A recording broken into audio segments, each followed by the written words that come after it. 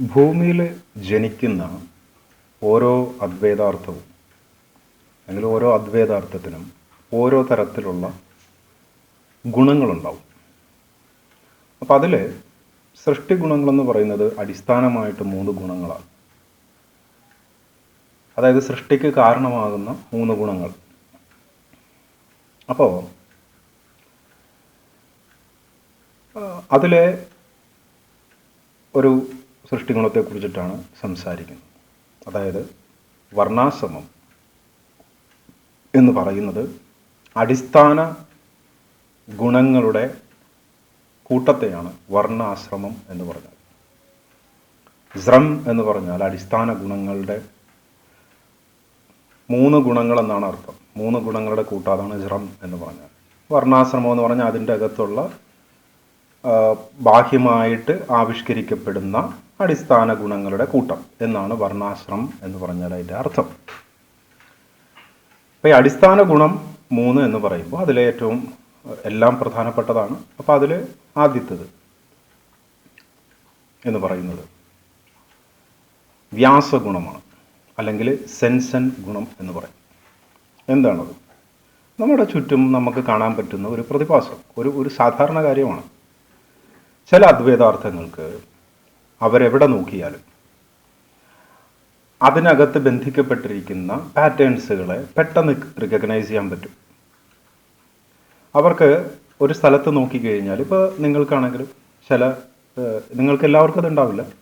ചില ആൾക്കാർ ഇത് പറയുമ്പോൾ ഇത് പിന്നീട് ഇനി കേൾക്കാൻ പോകുന്ന ആൾക്കാരെ ആണെങ്കിലും നിങ്ങൾ ചിന്തിച്ചാൽ, ചില ആൾക്കാർ ഒരു സ്ഥലത്ത് നോക്കിക്കഴിഞ്ഞാൽ അതെങ്ങനെ ബന്ധിക്കപ്പെട്ടിരിക്കുന്നു, എങ്ങനെയാണ് അതിൻ്റെ കണക്ഷൻസ് പോകുന്നത് വെച്ചാൽ പെട്ടെന്ന് ആ പാറ്റേൺസിനെ പെട്ടെന്ന് റിക്കഗ്നൈസ് ചെയ്യാൻ പറ്റും. അതെല്ലാവർക്കും പറ്റില്ല. അപ്പോൾ അങ്ങനെ നമുക്ക് ചുറ്റും നോക്കുന്ന ഏത് മേഖലയിലാണെങ്കിലും നമുക്ക് ചുറ്റുമുള്ള കാര്യങ്ങളിൽ ഒളിഞ്ഞു കിടക്കുന്ന പാറ്റേൺസുകളുണ്ട്.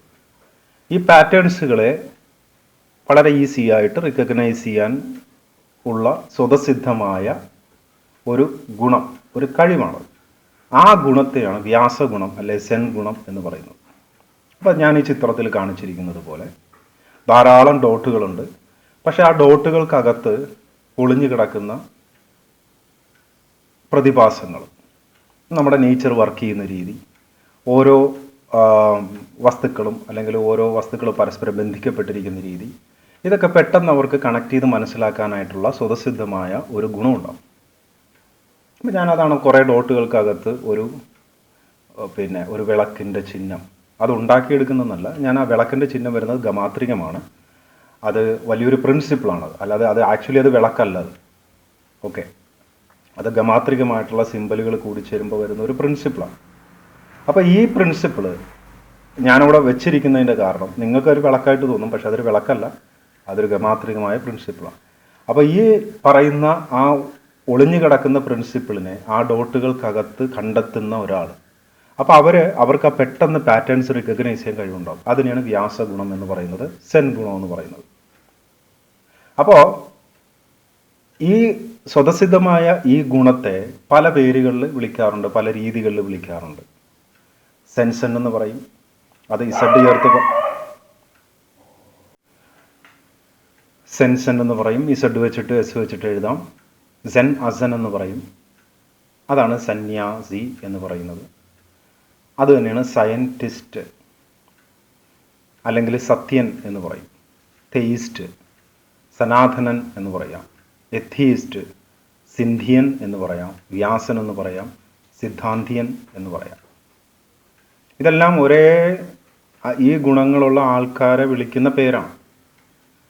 അപ്പോൾ സന്യാസി എന്ന് പറഞ്ഞ വർണ്ണാശ്രമത്തിൽ പറയുന്നത് ഈ ഗുണങ്ങളുള്ള അദ്വൈതാർത്ഥങ്ങൾ അവർ ആ മേഖലയിൽ ഏതെങ്കിലും ഒരു മേഖല, ഏത് മേഖല വേണമെങ്കിലും ആവാം. സൃഷ്ടി ഗുണത്തിന് 3 മേഖലകളാണ് അടിസ്ഥാനമായിട്ടുള്ളത്. വസ്തുനിർമ്മാണ മേഖല, പിന്നെ വസ്തുക്കളുമായിട്ട് ബന്ധപ്പെട്ട് വരുന്ന മേഖല, പിന്നെ ഇന്ദ്രിയ രസ വിദ്യാ മേഖല, പിന്നെ വ്യവസ്ഥ രൂപ മേഖല. അപ്പോൾ വസ്തു നിർമ്മാണം എന്ന് വെച്ചാൽ നമ്മുടെ ശരീരമായിക്കോട്ടെ, സസ്യശരീരമായിക്കോട്ടെ, നേച്ചർ ആയിക്കോട്ടെ, എവിടെയാണെങ്കിലും ഈ ഹിഡനായിട്ട് കിടക്കുന്ന പ്രിൻസിപ്പിളുകളെ പെട്ടെന്ന് റിക്കഗ്നൈസ് ചെയ്യാനായിട്ടുള്ള, അതിൻ്റെ സൂക്ഷ്മതലത്തിൽ പോയി റിക്കഗ്നൈസ് ചെയ്യാനായിട്ടുള്ള കഴിവാണ്. ആ ഗുണത്തോടു കൂടി ജനിക്കുകയാണ് ചെയ്യുന്നത്, അല്ലാതെ പഠിച്ചുണ്ടാക്കാൻ പറ്റില്ല. അപ്പോൾ ഈ സന്യാസി എന്ന് പറയുന്നതാണ് വ്യാസൻ. അത് തന്നെയാണ് സയൻറ്റിസ്റ്റ് എന്ന് പറയുന്നത്. സയൻറ്റിസ്റ്റ് എവിടുന്നാണ് വരുന്നത് വെച്ച് കഴിഞ്ഞാൽ അതിൽ നിങ്ങൾക്ക് കാണാം സയൻ പിന്നെ തെയിസ്റ്റ് എന്ന് പറഞ്ഞ വാക്കാണ്. തെയിസ്റ്റ് എന്ന് പറഞ്ഞു കഴിഞ്ഞാൽ ഇതേ അർത്ഥം തന്നെയാണ്. എല്ലാത്തിൻ്റെയും സൂക്ഷ്മമായ ബന്ധങ്ങളെക്കുറിച്ചും അതിൻ്റെ പ്യൂരിറ്റിയെക്കുറിച്ചിട്ടും സ്വതസിദ്ധമായിട്ട് അറിയാനായിട്ടുള്ള, മനസ്സിലാക്കാനായിട്ടുള്ള, റിക്കഗ്നൈസ് ചെയ്യാനായിട്ടുള്ള, കാണാനായിട്ടുള്ള ആ സ്വതസിദ്ധമായ ഗുണത്തെയാണ് സെൻ ഗുണം, വ്യാസഗുണം എന്ന് പറയുന്നത്. അപ്പോൾ ആ ഗുണമുള്ള ആൾക്കാർ ഒരു ജീവിതചര്യ തിരഞ്ഞെടുക്കുന്നു. എന്ന് വെച്ചാൽ ആ മേഖലയിലാണ് അവർ ജീവിക്കുന്നത്. അവർ സെന്നുകളായി ജീവിക്കുന്നു, വ്യാസന്മാരായി ജീവിക്കുന്നു, സന്യാസികളായി ജീവിക്കുന്നു. ഇതാണ് യഥാർത്ഥ സന്യാസിയും യഥാർത്ഥ വ്യാസനും യഥാർത്ഥ സയൻറ്റിസ്റ്റും.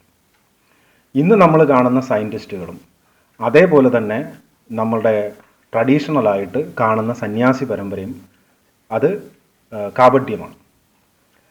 കാരണം അത് തെറ്റിദ്ധരിപ്പിച്ചിരിക്കുന്നതാണ്. അതായത് കാവി കൊടുത്ത് മറ്റേ ഇതൊക്കെ പൂശി എല്ലാ സ്ഥലത്തും ഇങ്ങനെ അലഞ്ഞിരിഞ്ഞ് നടന്ന് എന്തോ സന്യാസ ജീവിതമാണെന്ന് പറയുന്നത് കള്ളത്തരമാണ്. കാരണം അങ്ങനെയൊന്നുമില്ല. ഉള്ളതിതാണ്. ഏത് മേഖലയാണ്? അത് പല മേഖലകളുണ്ട്. ഞാൻ പറഞ്ഞു ഈ 3 സൃഷ്ടി മേഖലയിൽ ഏത് മേഖലയിൽ അതിൽ ഉപമേഖലകളുണ്ട്. ആ ഓരോ മേഖലയിലും സൂക്ഷ്മമായ തത്വങ്ങളെ കണ്ട് മനസ്സിലാക്കി എടുക്കാൻ കഴിവുള്ളതും അത് അവതരിപ്പിക്കുകയും ചെയ്യുന്ന ആൾക്കാരാണ് വ്യാസൻ. അതാണ് വ്യാസൻ വേദങ്ങൾ എഴുതിയെന്ന് പറയുമ്പോൾ വ്യാസൻ എന്ന് പറയുന്ന ഒരാളുടെ പേരല്ല, സയൻറ്റിസ്റ്റ് എന്നാണ് പേര്. ആ സയൻറ്റിസ്റ്റിൻ്റെ ഒറിജിനൽ പേര് വ്യാസം എന്നാണ്. അല്ല സന്യാസി, സെൻ എന്ന് പറയും ആധുനിക കാലഘട്ടത്തിൽ സയൻറ്റിസ്റ്റുകൾ. ഇന്നത്തെ സയൻറ്റിസ്റ്റുകൾ എന്താ ചെയ്യുന്നത്? കുറേ പുസ്തകങ്ങൾ പഠിച്ച് ആ പുസ്തകങ്ങൾ പഠിച്ചത് ഇപ്പുറത്ത് പോയി ഒരു എക്സാമിന് എഴുതി ആ എക്സാമിന് പാസ്സായി കിട്ടുമ്പോൾ അവർക്കൊരു സർട്ടിഫിക്കറ്റ് കൊടുക്കണം, നിങ്ങൾ സയൻറ്റിസ്റ്റായി എന്ന് പറഞ്ഞിട്ട്. അല്ലെങ്കിൽ നിങ്ങൾക്കൊരു PhD തരുകയാണ്. നിങ്ങൾ എന്തെങ്കിലുമൊക്കെ ഒരു കാര്യം റിസർച്ച് ചെയ്തായിട്ട് ഇങ്ങനെ കാണിച്ചു കൊടുക്കും. ഒന്നും ഉണ്ടാവില്ല, വെറുതെ ഇരിക്കും. മനസ്സിലായി? അപ്പോൾ അതിന് അതുകൊണ്ടാണ് അവിടെ അത് വെച്ചിരിക്കുന്നത്. അതായത് ഏതെങ്കിലും ഒരു ഹിഡൻ പാറ്റേണിനെ നിങ്ങൾ കണ്ടെത്തി കാണിച്ചു കൊടുക്കണം, എന്നാലേ PhD തരത്തുള്ളൂ. PhDയുടെ അടിസ്ഥാനം അവിടെയാണ്. നിങ്ങളൊരു ഗവേഷണം ചെയ്യണമെന്ന് പറയും. ഗവേഷണം എന്ന് പറഞ്ഞാൽ എന്താ? എവിടെയെങ്കിലും ഒളിഞ്ഞു കിടക്കുന്ന എന്തെങ്കിലും ഒരു തത്വമോ പ്രിൻസിപ്പിളോ നിങ്ങൾ കൊണ്ടുവന്ന് കണ്ടെത്തി കൊടുത്തു കഴിയുമ്പോൾ ഒരു സർട്ടിഫിക്കറ്റ്, നിങ്ങൾ നാളെ മുതൽ സയൻറ്റിസ്റ്റായി.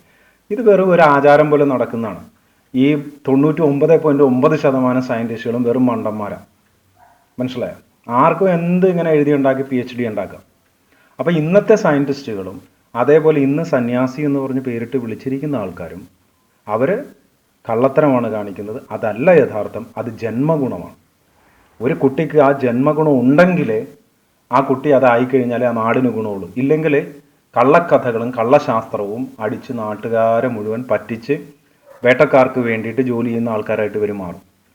നാട്ടുകാരെ പറ്റിച്ച് ജീവിക്കുന്ന വലിയ വലിയ കമ്പനികൾ, കോർപ്പറേറ്റുകൾ, അവർക്ക് വേണ്ടിയിട്ടുള്ള പിണിയാളന്മാരായിട്ട് കള്ളന് കഞ്ഞി വെക്കുന്നവരായിട്ട് ഈ ശാസ്ത്രകാരന്മാർ, ഈ സയൻറ്റിസ്റ്റുകളും ഇന്ന് അവർ അങ്ങനെയാണ് ജീവിച്ചുകൊണ്ടിരിക്കുന്നത്. മിക്കവാറും എല്ലാ സയൻറ്റിസ്റ്റുകളും അങ്ങനെയാണ് ജീവിച്ചുകൊണ്ടിരിക്കുന്നത്. ഏറ്റവും നന്നായിട്ട് കള്ളത്തരങ്ങൾ പറഞ്ഞ ആൾക്കാരെ വിശ്വസിപ്പിക്കാൻ കഴിവുള്ള ആൾക്കാർക്കാണ് സയൻറ്റിസ്റ്റ് പട്ടം കൊടുക്കുന്നത്. അങ്ങനെയുള്ള ആൾക്കാർക്കേ അത് കിട്ടത്തുള്ളൂ എന്ന് വെച്ചാൽ നന്നായിട്ട് അഭിനയിക്കാൻ അറിയണം. ഇല്ലാത്ത കുറേ സങ്കല്പ കഥകൾ ശരിക്കും ഉണ്ട് എന്ന് പറഞ്ഞ് ജനങ്ങളെ വിശ്വസിപ്പിക്കാനുള്ള കഴിവുണ്ടാവണം. അങ്ങനെയുള്ള ആൾക്കാരാണ് ഇന്നത്തെ സയൻറ്റിസ്റ്റ് എന്ന് പറയുന്നത്. അതുപോലെ തന്നെയാണ് ഇപ്പുറത്ത് സന്യാസികളായിട്ട് നിൽക്കുന്ന ആൾക്കാർ. കള്ള ഡെഫിനിഷൻ ഉണ്ടാക്കി നാട്ടുകാരെ പറ്റിച്ചുകൊണ്ടിരിക്കുന്നത്. യഥാർത്ഥത്തിലുള്ള വർണ്ണാശ്രമം എന്ന് പറയുന്നത് ആ ഗുണത്തോടുകൂടി ജനിക്കണം. അതെല്ലാ അദ്വൈതാർത്ഥങ്ങൾക്കും ഉണ്ടാവില്ല. കാരണം അത് സൃഷ്ടിയിലെ ഒരു ഗുണമാണ്. ഇനി ആ ഗുണം തന്നെ പല മേഖലകളിൽ വരുമ്പോൾ പല വ്യാസന്മാരുണ്ടാവും. മ്യൂസിക്കിൽ വ്യാസൻ വരും, ആയുർവേദത്തിലെ വ്യാസൻ വരും, ആരോഗ്യപരമായിട്ടുള്ള കാര്യം ശരീരത്തിൻ്റെ ഘടനയെക്കുറിച്ച് മനസ്സിലാക്കുന്ന വ്യാസൻ വരും, ഇലക്ട്രിക്കൽ എഞ്ചിനീയറിങ്ങിലെ വ്യാസൻ വരും, ഇലക്ട്രോണിക്സിലെ വ്യാസൻ വരും. ഇതൊന്നും പഴയ വാക്കുകളൊന്നുമില്ല. മനസ്സിലായോ? അപ്പോൾ അതിൻ്റെ അകത്ത് സന്യാസി വരും. അപ്പോൾ ഇതൊരു ജീവിത രീതിയായി, ജീവിതത്തിൻ്റെ കർമ്മമായി തിരഞ്ഞെടുത്ത് കഴിയുമ്പോൾ ആണ് അതെന്തായി മാറുന്നത്, അത് അവരുടെ ജീവിത രീതിയായി. അപ്പോൾ അങ്ങനെ ജീവിക്കുന്ന ഒരാളെ നമ്മൾ സന്യാസി, അത് ജന്മസിദ്ധമായിട്ട് തന്നെ സന്യാസിയാവുന്നതാണ്. ജനിക്കുന്ന മുതലേ കുട്ടിക്കുള്ള ആ ഗുണമാണ് സന്യാസിയാവാനുള്ള ഗുണം എന്ന് പറഞ്ഞാൽ വ്യാസഗുണം. ആ ഹിഡൻ പാറ്റേൺസിനെ റിക്കഗ്നൈസ് ചെയ്യാനായിട്ടുള്ള കഴിവുള്ള ഒരു കുട്ടി, ആ കുട്ടി സന്യാസിയാണ് ആവേണ്ടത്. അങ്ങനെ ഒരാളാണ് ശരിക്കും സയൻറ്റിസ്റ്റ് ആവേണ്ടത്. പക്ഷേ ഈ സർട്ടിഫിക്കറ്റ് വെച്ചിട്ടുള്ള കള്ള സയൻറ്റിസ്റ്റ് പരിപാടി എന്ന് പറയുന്നത് കള്ളത്തരമാണ്. വ്യാസന്മാർക്ക് ഒരിക്കലും സർട്ടിഫിക്കറ്റ് ഉണ്ടാവില്ല. കാരണം സർട്ടിഫിക്കറ്റ് എന്ന് പറയുന്നത് ഒരു ഇൻസ്റ്റിറ്റ്യൂഷൻ കൊടുക്കുന്ന ഒരു ഒരു ഒരു ഒരു ഒരു കോൺട്രാക്റ്റ് പേപ്പറാണത്. ആ ഇൻസ്റ്റിറ്റ്യൂഷൻ പറയുന്ന കാര്യങ്ങളും ആ ഓർഗനൈസേഷന് വേണ്ടി, ആ ഓർഗനൈസേഷന് ഡൊണേറ്റ് ചെയ്യുന്ന ആൾക്കാർക്ക് വേണ്ടിയിട്ടുമായിരിക്കും ഇവർ ഈ സയൻസ് എഴുതിയുണ്ടാക്കുന്നത്. അപ്പം അത് വലിയൊരു ശൃംഖലയാണെന്ന്. ഈ കാപട്യം, കള്ളശാസ്ത്രം കൊണ്ട് നിറഞ്ഞിരിക്കുന്ന ഇന്നത്തെ ലോകം വലിയൊരു ശൃംഖലയാണ്. അതിൻ്റെ കാരണം സെൻ ഗുണമുള്ള കുട്ടികളല്ല ഇന്നത്തെ സയൻറ്റിസ്റ്റുകൾ. ആ ഗുണത്തോടെ ജനിച്ച കുട്ടികളല്ല ഇന്നത്തെ സയൻറ്റിസ്റ്റുകൾ. ഇത് കുറേ പുസ്തകങ്ങൾ മെമ്മറൈസ് ചെയ്തും കാൽക്കുലേറ്റ് ചെയ്യാനും കഴിവുള്ള ആൾക്കാർ, കണക്ക് കൂട്ടാനും മെമ്മറിയിൽ ധാരാളം ഇൻഫർമേഷൻ സ്റ്റോർ ചെയ്യാനും കഴിവുള്ള വെറും മെഷീൻസ് മാത്രമായിട്ടുള്ള മനുഷ്യരാണ് 99% ഇന്നത്തെ സയൻറ്റിസ്റ്റുകൾ. അവർ വർക്ക് ചെയ്യുന്നത് വലിയ വലിയ കോർപ്പറേറ്റുകൾക്കും വലിയ വലിയ എന്താ പറയുക എനർജി കമ്പനികൾക്കും അവർക്ക് വേണ്ടിയിട്ടുള്ള രീതിയിൽ ഈ ശാസ്ത്രത്തെ അതിനനുസരിച്ച് കള്ളശാസ്ത്രമാക്കി ജനങ്ങളെ ഇതുണ്ടെന്ന് പറഞ്ഞ് വിശ്വസിപ്പിച്ച് ജീവിക്കുകയാണ് ചെയ്യുന്നത്. അപ്പോൾ യഥാർത്ഥത്തിൽ വർണ്ണാശ്രമം എന്ന് പറയുന്നത് ഇതാണ്. ഓക്കെ.